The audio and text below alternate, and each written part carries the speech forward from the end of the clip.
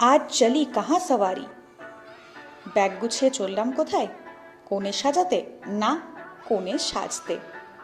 আজ আমাদের ছিল একটা স্টুডিও বুক, যেখানে আমরা সবাই আজ রওনা দিয়েছি।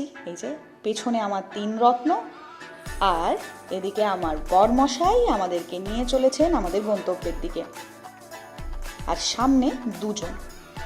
আমার এই পঞ্চরত্নকে সঙ্গে নিয়ে চললাম স্টুডিওর উদ্দেশ্যে। কি ভালো লাগছে না দুর্গাপুর শহরের রাস্তাটা। আমাদের দুর্গাপুর শহরটা বড়ই সুন্দর, সবুজ গাছে ঘেরা। হ্যালো এভরিওয়ান, আমি মোপর্ণা ফ্রম মোপর্ণাস মেকওভার। শুরু করছি আজকে একটা নতুন ব্লগ দিয়ে। আমরা ইতিমধ্যে পৌঁছে গিয়েছি সেই স্টুডিওর সামনে। এই যে আমাদের সেই জটলা, দেখো পান পাতা নিয়ে অ্যাক্টিং চলছে। এই যে যার স্টুডিও, তার সাথে ফাইনালি দেখা হয়ে গিয়েছে বাসুদেব। ওমা, কেক কিসের? কেক কিসের? ফ্রেন্ডস ফরএভার ওপরে লেখা রয়েছে। কেকটা কিসের জন্য সব বলছি। তার আগে চলে আসি একটু ভিডিওতে। একটু স্টাইল করে নিলাম, শাড়িটা ড্রেপ করে নিলাম। সবার প্রথমেই বলে দিই, এই ড্রেস আর জুয়েলারিটা কিন্তু স্পন্সর করেছিল Riya Banerjee. And thank you so much Riya, ভীষণ সুন্দর ছিল তোমার ড্রেস অ্যান্ড জুয়েলারি। অ্যান্ড বাসুদেবও কিন্তু ভীষণ সুন্দর করে সাজিয়েছে ওর স্টুডিওটা। থ্যাংক ইউ তার জন্য বাসুদেবকে, আমাকে ইনভাইট করার জন্য। এবার আসি আসল বিষয়ে। আমি কেন হঠাৎ করে সাজলাম ব্রাইড?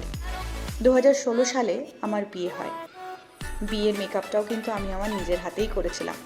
প্রথম থেকেই আমি আমার নিজের মেকআপ নিয়ে বড্ড বেশি কনসিয়াস, তাই রিস্ক নিইনি, নিজের মেকআপটা নিজেই করেছিলাম।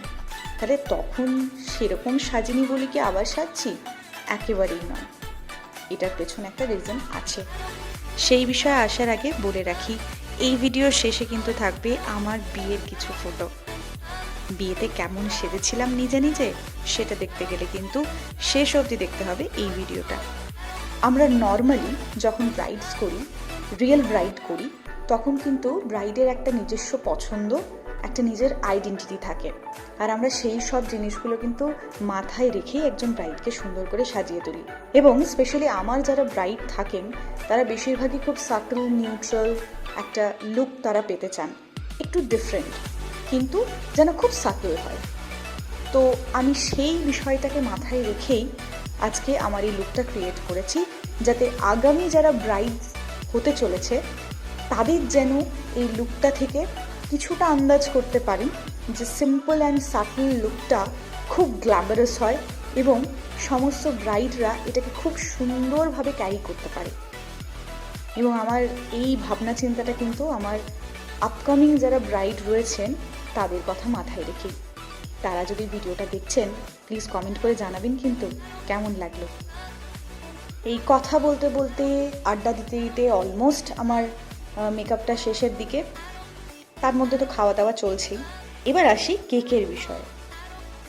না এদিন কারোর বার্থডে ছিল, আমরা আমাদের এই ছোট ছোট মুহূর্তগুলোকে সেলিব্রেট করতে খুব ভালোবাসি। আমরা, আমার স্টুডেন্টসরা, আমার বোন, যাই বলি না কেন, আমরা সবাই মিলে একসাথে কাজ করতেও যেমন ভালোবাসি, তেমনি একসাথে ছোটো ছোটো এই দিনগুলোকে সেলিব্রেট করতেও ভালোবাসি। হঠাৎ করে আমাদের মন হয় এবং আমাদের লিপি এই কেকটা আমাদের জন্য বানিয়ে আনে। আমরা সবাই মিলে খুব আনন্দ করে একসাথে হই হই করে কেকটা কাটি এবং এনজয় করি। এই হলো আজকের আমার ব্লগ। মাঝখানে কিছু ক্লিপ দিচ্ছি শ্যুটের। অবশ্যই এই লুকটা কেমন লাগলো আপনাদের ডেফিনেটলি জানাবেন। আমি চেষ্টা করেছি আমার মতন করে, তবে হ্যাঁ, আমি কোনো প্রফেশনাল মডেল নই, ভুল ত্রুটি হলে ক্ষমা করে দেবেন। Thank you.